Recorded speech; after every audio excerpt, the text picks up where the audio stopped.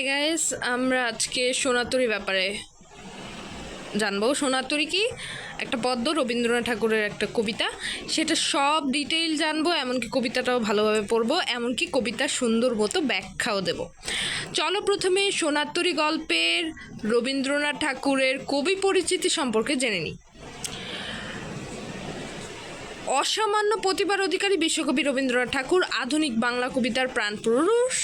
তিনি 1861 খ্রিস্টাব্দের 7ই মে।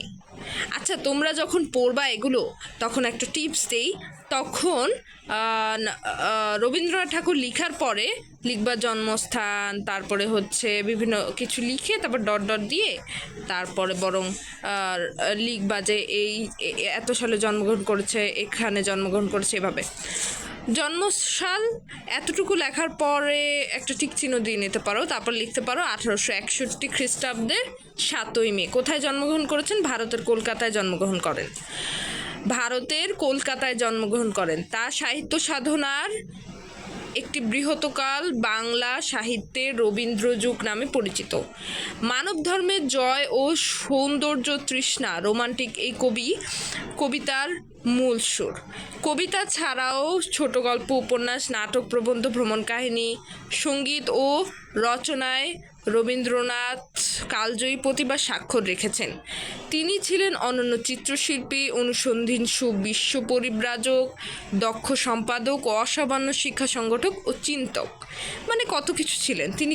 অনেক জ্ঞানী ছিলেন, চিত্রশিল্পীও ছিলেন, কিন্তু দক্ষ আবার সম্পাদকও ছিলেন, শিক্ষা সংগঠকও ছিলেন। কিন্তু তিনি কিন্তু কোনো আনুষ্ঠানিকভাবে ওই যে শিক্ষা অর্জন করেন নাই।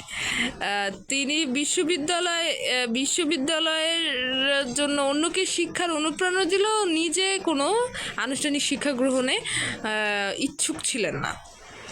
যাই হোক, নিজে প্রাতিষ্ঠানিক শিক্ষা গ্রহণে নিরুৎসাহিত হলেও দেখছো বিশ্বভারতী নামের বিশ্ববিদ্যালয়ের তিনি সাপনিক ও প্রতিষ্ঠাতা ছিলেন। মাত্র 15 বছর বয়সে তার প্রথম কাব্য বনফুল প্রকাশিত হয়। মাত্র 15 বছর বয়স, আর আমাদের বয়স কত হয়ে গেছে আল্লাহ। তবুও হচ্ছে আমরা গীতাঞ্জলি এবং অন্যান্য কাব্যের কবিতার সমন্বয়ে স্ব-অনুদিত সং অফারিংস গ্রন্থের জন্য 1913 খ্রিস্টাব্দে প্রথম এশীয় হিসেবে তিনি নোবেল পুরস্কার ভূষিত হন। বাংলা ছোট গল্পে তিনি পথিকৃত ও শ্রেষ্ঠ শিল্পী। মানসী, সোনাতরী, চিত্রাখনিকা, বলাকা, পুনশ্চ জন্মদিনের শেষ লেখা তার অন্যতম শ্রেষ্ঠ কাব্যগ্রন্থ। কি তার কাব্যগ্রন্থ হচ্ছে মানসী, সোনাতরী, যেটা আমরা পড়বো সেটা হচ্ছে সোনাতরী, চিত্রাখনিকা, বলাকা, পুনশ্চ জন্মদিনে শেষ লেখা তার অন্যতম কাব্যগ্রন্থ। কাব্যনাট্য আছে। কাব্যনাট্য কি জানো? নাটক করতে করতে কবিতার মতো করে বলে, সেটা হচ্ছে বিসর্জন, আরেকটা হচ্ছে চিত্রাঙ্গদা। বিসর্জন, চিত্রাঙ্গদা। এবং কাহিনী কবিতার সংকলন হচ্ছে কথা ও কাহিনী, তার ভিন্ন স্বাদের রচনা। 1941 সালের 7ই আগস্ট তার জীবনাবাস ঘটে, মানে মৃত্যুবরণ করেন 1941 সালে 7ই আগস্ট, আর জন্মগ্রহণ করেন 1861 সালের 7ই মে। এই যে 80 বছরে যে তিনি বেঁচে ছিলেন, এই 80 বছরে তিনি অনেক কিছু লিখে গেছেন, অনেক বই লিখে গেছেন আমাদের জন্য, যা পড়তে পড়তে আমাদের 80 বছর শেষ হয়ে যাবে। আমরা এখন কবিতাটা পড়ব, ঠিক আছে? গগনে গরজে মেঘ ঘন বর্ষা। গগনে গরজে মেঘ, গগন হচ্ছে আকাশ, গরজে কি? গরজে হচ্ছে গর্জে ওঠে, চিৎকার দিয়ে ওঠে। মেঘ কি? মেঘ হচ্ছে, কিন্তু মেঘের সমার্থক কি জানো? মেঘের সমার্থক হচ্ছে মেঘকে কিন্তু একটা কথা দেখো, গগন, আকাশের সমার্থক শব্দ হচ্ছে খ, ঠিক আছে? খ বলা যায় কিন্তু। আচ্ছা, মেঘের সমার্থক শব্দ কি জানো? গগন, অম্বর, নব, কোম, আসমান, অনন্ত। সরি টু সে, এটা আকাশের সমার্থক শব্দ, মেঘের নয়। মেঘের সমার্থক শব্দ নয়, মেঘের সমার্থক শব্দ এখানে দেওয়া আছে। আকাশের সমার্থক শব্দ হচ্ছে এইটা। গগন, অম্বর, নব, কোম, তারপরে হচ্ছে আসমান, অনন্ত। ঠিক আছে। আর মেঘের সমার্থক শব্দ হচ্ছে বারিদ, জলদ, অম্বুদ, পয়গ, জিম্বুত, নিরোধ, ঘন, তারপর কাদম্বিনী, এগুলো। তো গগনে গরজে মেঘ, ঘন বর্ষা, কুলে একা বসে আছি, নাহি ভরসা। মানে কি? আকাশে মেঘ গর্জন করছে, ঘন বর্ষা হবে, এখন কুলে একা আমি বসে আছি, অর্থাৎ নদীর কুলে আমি একা বসে আছি, আমার কোনো ভরসা নেই কখন যে আমার ক্ষেতটা কি ডুবিয়ে দেয় এই বর্ষা। রাশি রাশি ভাড়া ভাড়া, ধান কাটা হলো সারা। রাশি রাশি ভাড়া ভাড়া, ভাড়া কিন্তু ভাড়া ভাড়া, রাশি রাশি, এগুলো দ্বিরুক্ত শব্দ। কি শব্দ? দ্বিরুক্ত শব্দ। ধান কাটা হলো সারা, ভরা নদী, ক্ষুরধারা, খরপরশা। ঠিক আছে। ক্ষুরধারা অর্থ কি জানো? ক্ষুরধারা অর্থ হচ্ছে ক্ষুরের মতো ধারালো যে প্রবাহ বা স্রোত। ক্ষুরের মতো ধারালো প্রবাহ বা স্রোত। এই স্রোতে কিন্তু ওর একটা আশঙ্কা থাকে যে এই রাশি রাশি ভাড়া ভাড়া, ধান কাটা হলো সারা, সে ধান কেটে ফেলেছে, কিন্তু এই যে ধানগুলো এখন কি করবে? ধানগুলো কিছু করার নেই। এখন যদি ক্ষেতটা ডুবে যায়, ধানগুলো তাড়াতাড়ি কিছু একটা ব্যবস্থা করতে হবে।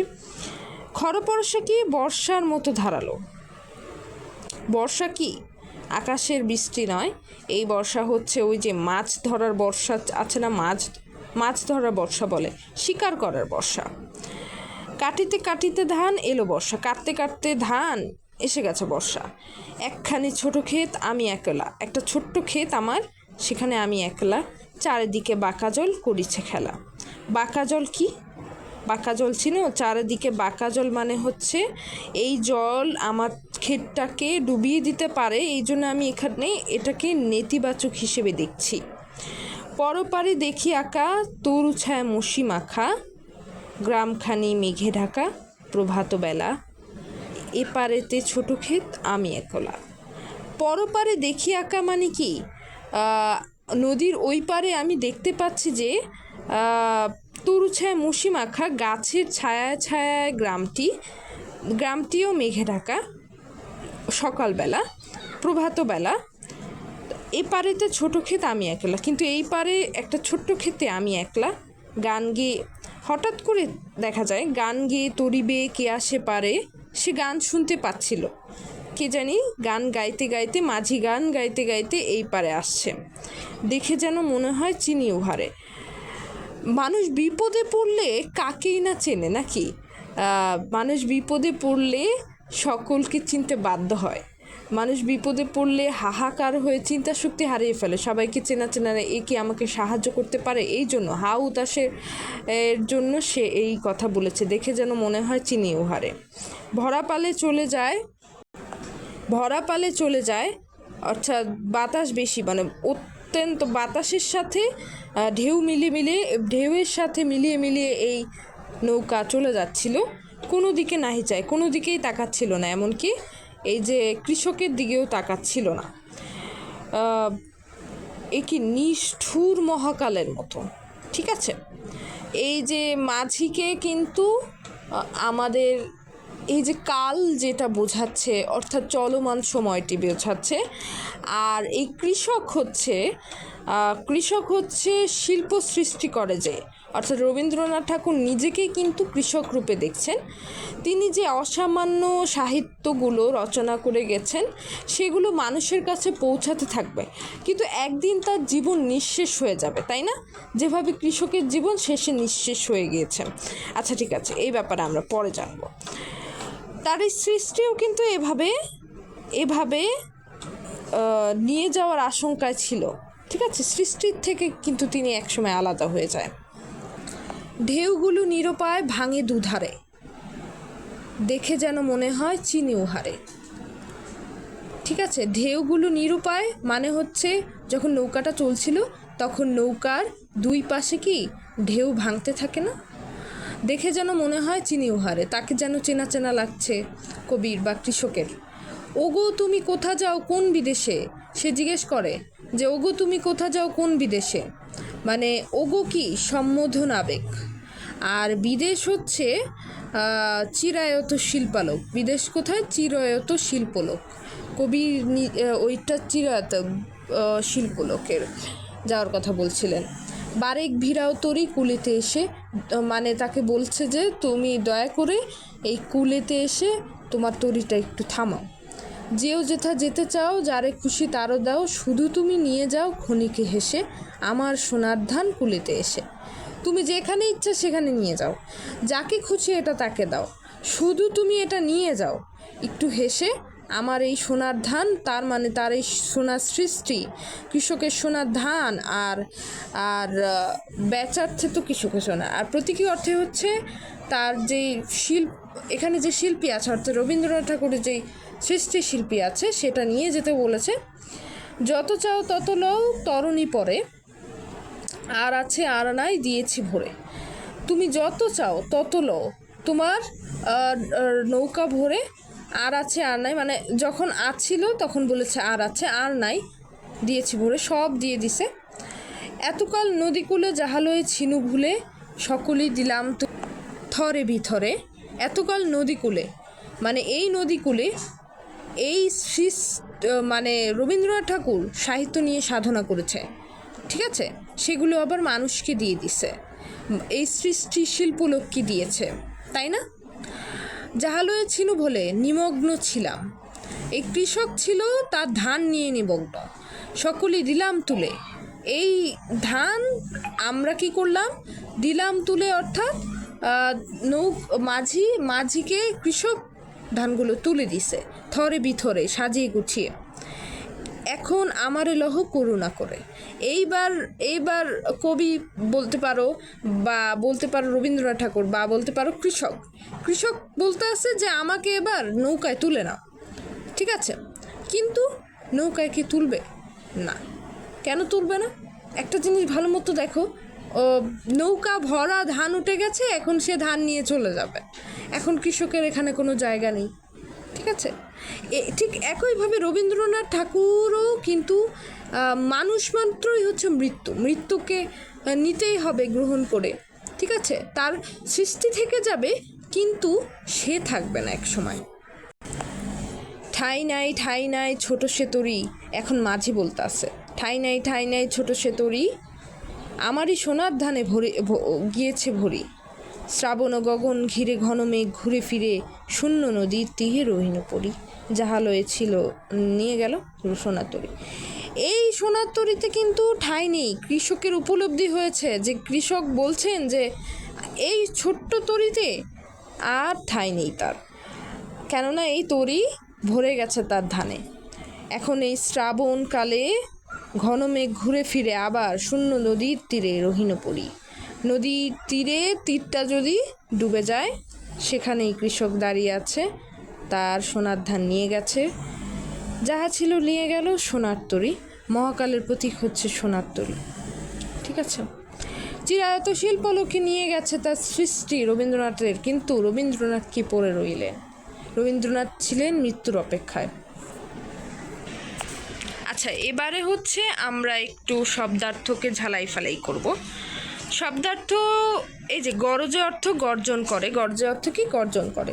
ভাড়া অর্থ ধান রাখার পাত্র, এরকম পাত্রের সমষ্টি বোঝাতে এখানে ব্যবহৃত হয়েছে। ক্ষুরধারা কি? ক্ষুরের মতো ধারালো যে প্রবাহ বা স্রোত। খরবর্ষা হচ্ছে ধারালো বর্ষা, এখানে ধারালো বর্ষার মতো ক্ষুরধারা অর্থাৎ স্রোতটাকে ধারালো বর্ষার মতো বলা হয়েছে। আমি হচ্ছে সাধারণ অর্থে কৃষক, আর প্রতীকী অর্থে শিল্পস্রষ্টা কবিকে বোঝাচ্ছে। আমি একলা মানে কৃষক কিংবা শিল্পস্রষ্টা কবির নিঃসঙ্গ অবস্থা। চারিদিকে বাঁকা জল করিছে খেলা, ধান ক্ষেতটি ছোট দ্বীপের আঙ্গিকে চিত্রিত, ঠিক আছে। তার পাশে ঘূর্ণায়মান স্রোতের উদ্দামতা, নদীর বাঁকা জলস্রোতে বেষ্টিত ছোট ক্ষেতটুকুর আশু বিলীয়মান হওয়ার ইঙ্গিত রয়েছে অংশে। বাঁকা জল এখানে অনন্তকাল স্রোতের প্রতীক। তরু ছায়া মুশি মাখা, ওপারের মেঘে ঢাকা গ্রামটি যেন গাছের ছায়ার কালো রঙে মাখানো। গান গেয়ে তরি বেয়ে কে আসে পারে, খুরের মতো ধারালো জলস্রোতে গান গাইতে গাইতে যে মাঝি পাড়ের দিকে এগিয়ে আসছে, রবীন্দ্র ভাবনায় সে নির্মোহ মহাকালের প্রতীক।